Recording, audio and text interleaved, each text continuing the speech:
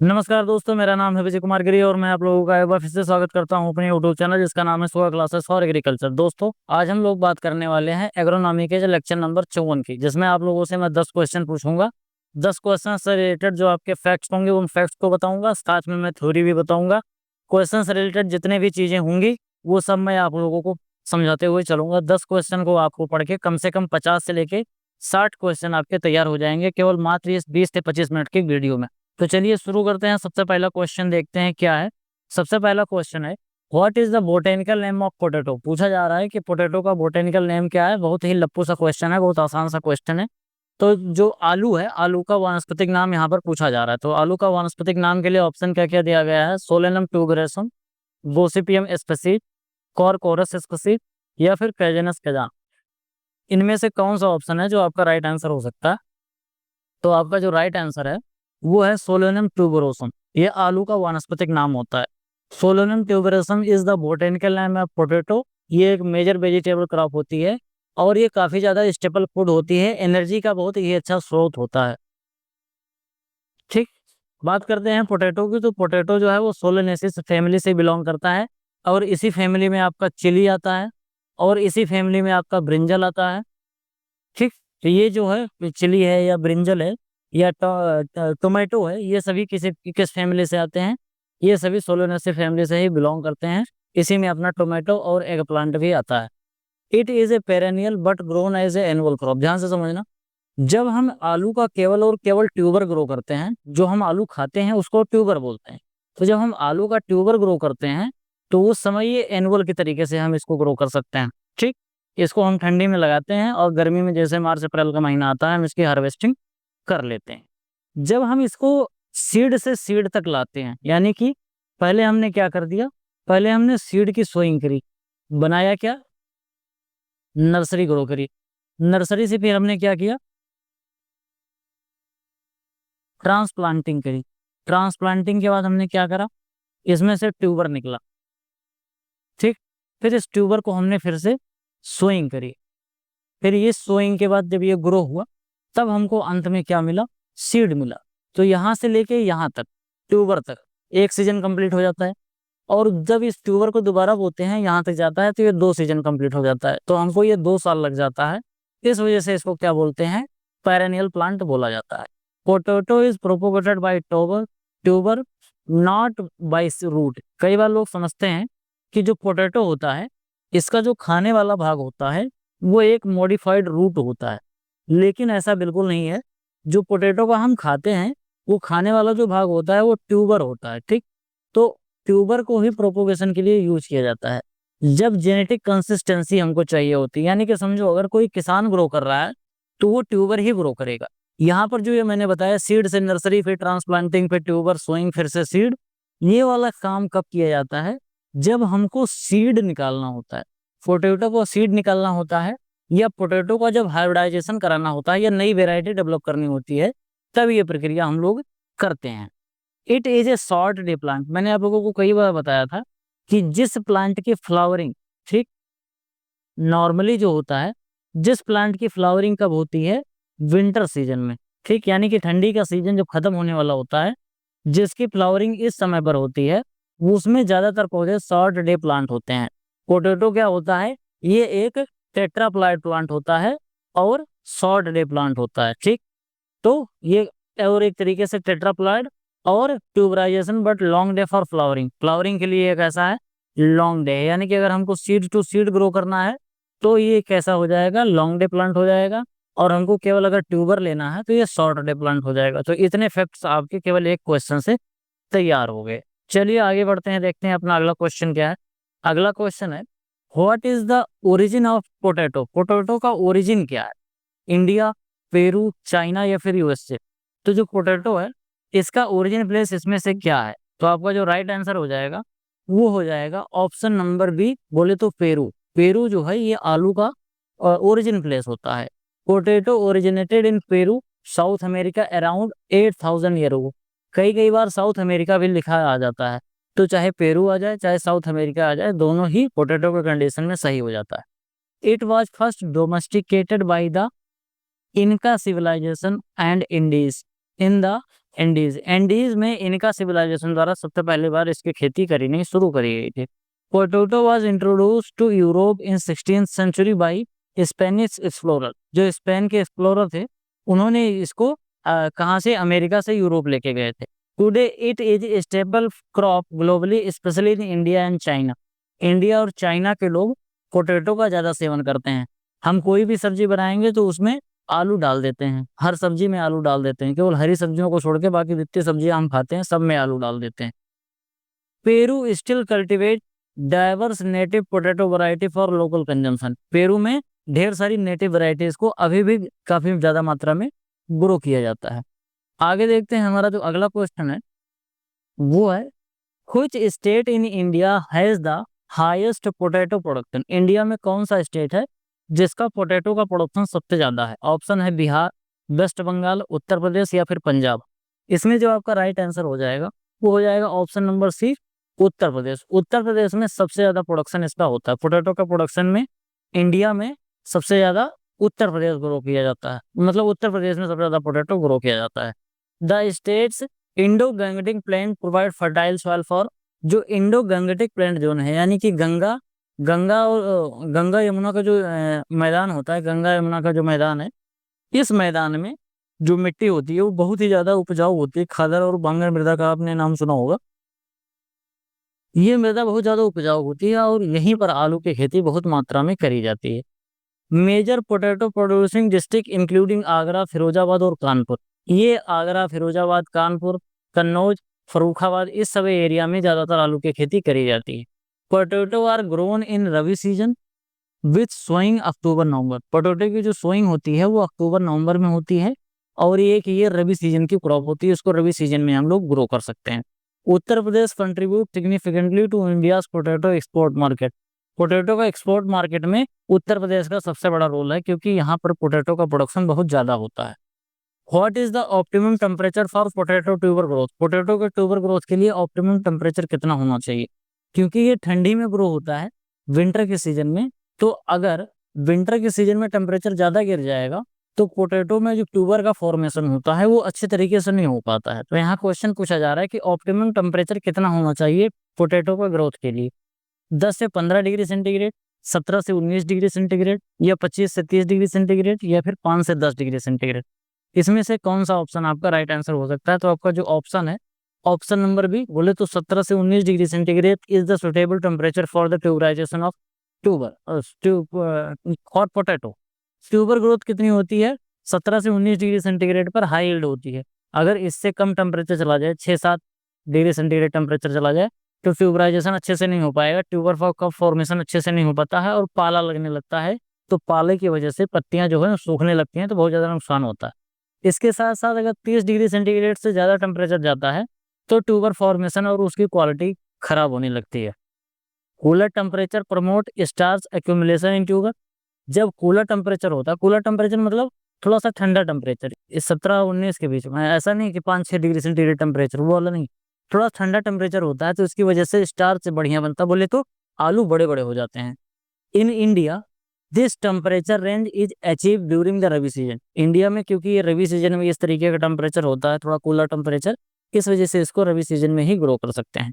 Proper temperature management help in reducing physiological disorder. कई तरीके के फिजियोलॉजिकल डिसऑर्डर होने लगते हैं, जैसे एक तो ग्रीनिंग होने लगती है आलू में जो सोलेनिन की वजह से होता है। तो ये सभी चीजें नहीं हो, तमाम प्रकार के फिजियोलॉजिकल डिसऑर्डर आपके पोटैटो में देखने को मिलते हैं, तो ये ना हो, इसकी वजह से हमको प्रॉपर टेम्परेचर मैनेज करने के लिए इसको विंटर सीजन में ग्रो करना पड़ता है। What is the optimum pH requirement for potato cultivation. Potato की अगर हमको कल्टीवेशन करनी है तो उसके लिए जो ऑप्टिमम पीएच की रिक्वायरमेंट है वो कितनी होनी चाहिए? तो 7 से 8 डिग्री सेंटीग्रेड, 5 से 6.5 डिग्री सेंटीग्रेड या 8 से 9 डिग्री सेंटीग्रेड या फिर 4 से 5 डिग्री सेंटीग्रेड। तो इसमें जो आपका राइट आंसर है वो हो जाएगा ऑप्शन नंबर बी, बोले तो 5 से 6.5 डिग्री सेंटीग्रेड। यानी कि स्लाइटली एसिडिक जो होती है, acidic to slightly acidic soil is very favourable for the cultivation of potato. Potato grow best in slightly acidic pH, जिसको 5 से 5.5 बोलते हैं। The pH range reduce the incident scab disease. यानी कि पीएच रेंज अगर ठीक रहेगी तो स्केप डिजीज नहीं लगेगी। अगर पीएच रेंज अगर हमारी गड़बड़ हो गई तो एस्केप डिजीज लग सकती है। Acidic condition improve nutrient availability for potato plant. जब पीएच 5 और 6.5 के बीच में रहता है तो कम टेम्परेचर रहता है, मतलब कम पीएच रहता है, 7 से तो कम ही है ना, उदासीन से तो कम ही है। तो इस कंडीशन में जो न्यूट्रिएंट की अवेलेबिलिटी है पोटैटो में वो बहुत अच्छे तरीके से हो पाती है। Farmer often test soil pH before planting to ensure optimal growth. Farmer क्या करते हैं, अगर फार्मर ये चाहते हैं कि हमारी आलू की जो प्रोडक्शन है वो बहुत अच्छे तरीके से हो पाए, तो इसके लिए फार्मर को क्या करना चाहिए, अपने सॉइल की टेस्टिंग करा लेनी चाहिए, एक बार पता कर लेना चाहिए कि सॉइल का पीएच कैसा है, जिसकी वजह से फिर उनको एक अच्छी ग्रोथ मिलने की संभावना बढ़ जाती है। Adjusting soil pH with amendment like sulphur can enhance yield. Soil pH को एडजस्ट करने के लिए, मान लेते हैं कि अगर पीएच ज़्यादा है तो पीएच को कम करने के लिए इसमें थोड़ा-सा कई बार सल्फर डाला जाता है, जिसकी वजह से जो सोयल का पीएच है थोड़ा-सा वो बैलेंस में आता है और जो यील्ड है वो उसकी बढ़ जाती है। आगे बात करते हैं, what is the seed rate of potato per hectare. Potato की सीड रेट पर हेक्टेयर कितनी होती है? ध्यान से समझना, यहाँ पे सीड रेट में ट्यूबर की बात पूछी जा रही है, ये उसकी बात नहीं पूछी जा रही है, वो तो 200 ग्राम होती है। ठीक, 100 से 200 ग्राम होती है सीड की अगर हम बात करते हैं। लेकिन यहाँ पर जो कॉमर्शियल पोटैटो का कल्टीवेशन होता है, बोले ट्यूबर की पूछा जा रहा है, ट्यूबर कितना लगता है? 10 से 15 क्विंटल, 15 से 20 क्विंटल, 5 से 10 क्विंटल या फिर 20 से 25 क्विंटल पर हेक्टेयर कितना लगता है आलू की ट्रांसप्लांटिंग, आलू का सीड रेट कितना होता है? तो आपका जो ऑप्शन है 15 से 20 क्विंटल पर हेक्टेयर, ये आपका राइट आंसर हो जाएगा।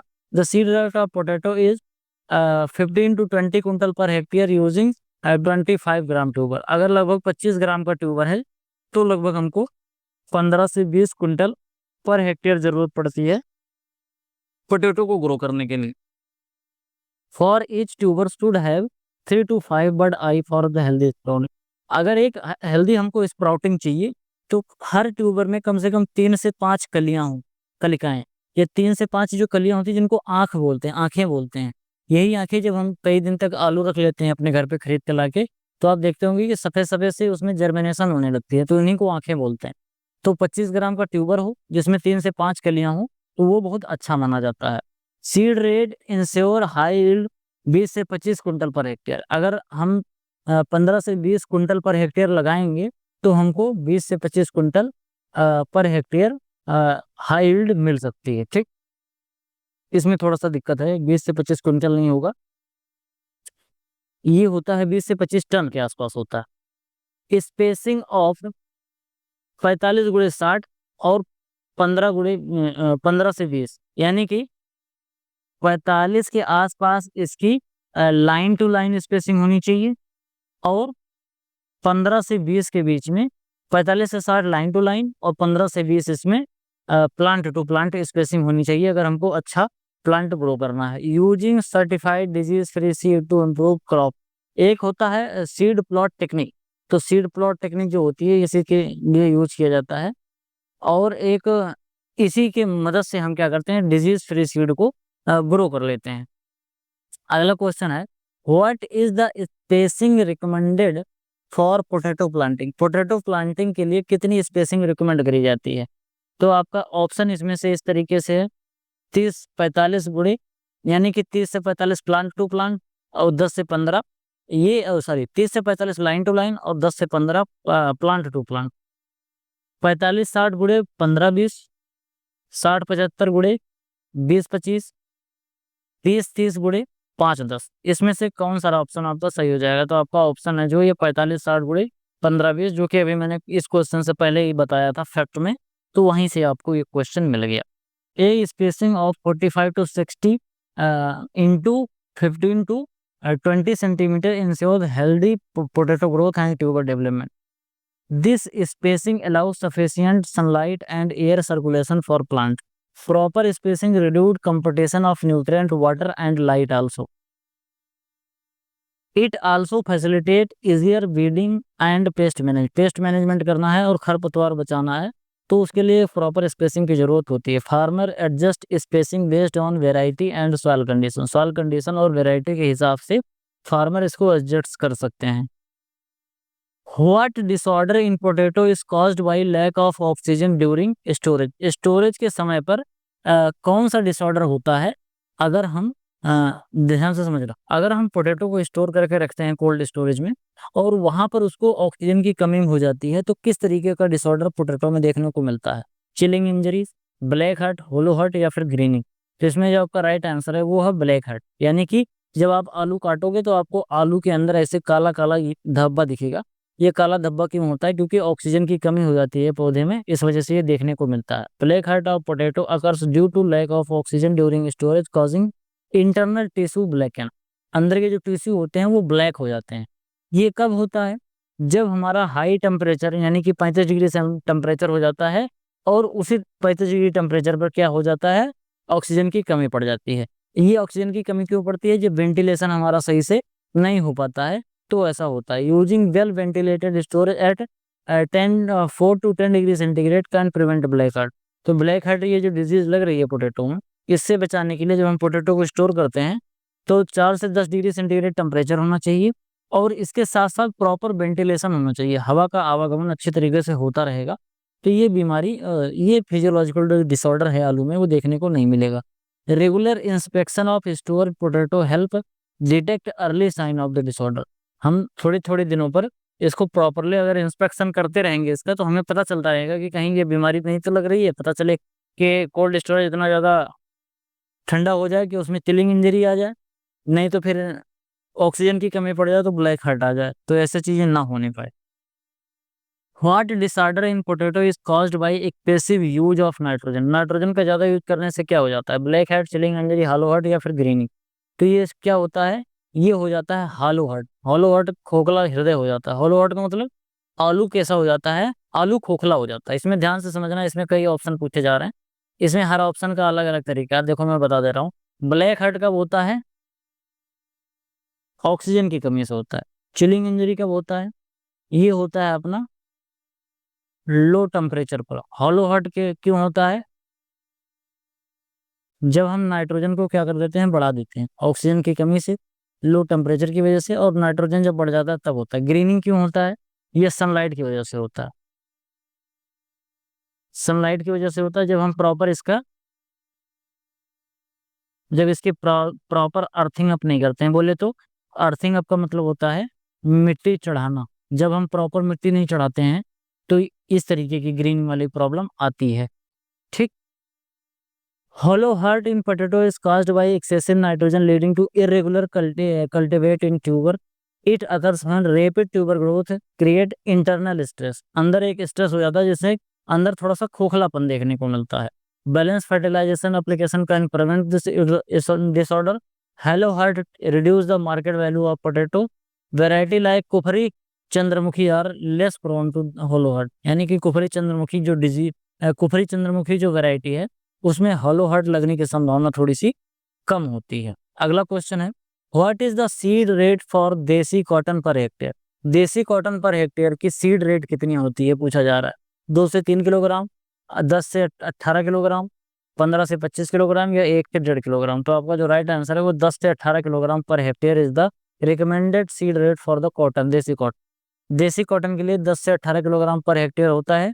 और the seed rate ensure optimal plant population for देसी कॉटन। देसी cotton include species like Gossypium arboreum और गोसिपियम हर्बेसियम। ये मैंने बताया था 4 स्पीशीज होती है, जिसमें गोसिपियम आर्बेरियम और गोसिपियम हर्बेसियम जो होते हैं ये इंडियन होती है। Proper seed rate improve germination and reduce competition. Farmer often test seed with the sulphuric acid to enhance germination. Germination के लिए हमको H2SO4 जिसको हम सल्फ्यूरिक एसिड बोलते हैं, इससे पहले एक बार सीड को ट्रीटमेंट करना चाहिए। इसके बाद फिर हमको सोइंग करनी चाहिए। इससे क्या होता है कि हमारा जो जर्मिनेशन होता है वो बहुत अच्छे तरीके से होता है। और अंत में मैं आप लोगों से एक बार फिर से बता दूं कि अगर आप लोग चाहते हो कि आपको बीएससी एग्रीकल्चर करते समय बीएससी एग्रीकल्चर अगर आप कर चुके हो और आप चाहते हो कि एक अच्छा सा आपको कोर्स मिल जाए जिसमें आपको पूरा बेसिक से लेके एडवांस लेवल तक ये जितने इसमें सब्जेक्ट दिए गए हैं, जो बीएससी एग्रीकल्चर में आप जितने भी सब्जेक्ट पढ़ते हो सभी सब्जेक्ट का बिल्कुल बेसिक से लेके एडवांस लेवल तक प्रॉपर स्टडी कराई जाए और उसके साथ साथ आपको उसकी नोट्स भी मिल जाए और जो वीडियो है वो वीडियो भी मिल जाए। उसके लिए आपको क्या करना है, 1000 रुपये का पेमेंट करना है। इस क्यूआर कोड को स्कैन करके मात्र 1000 रुपये में आप इन पूरे कोर्स को ले सकते हो, जिसमें मैंने पूरे डिटेल में इन सभी सब्जेक्ट्स को पढ़ाया है।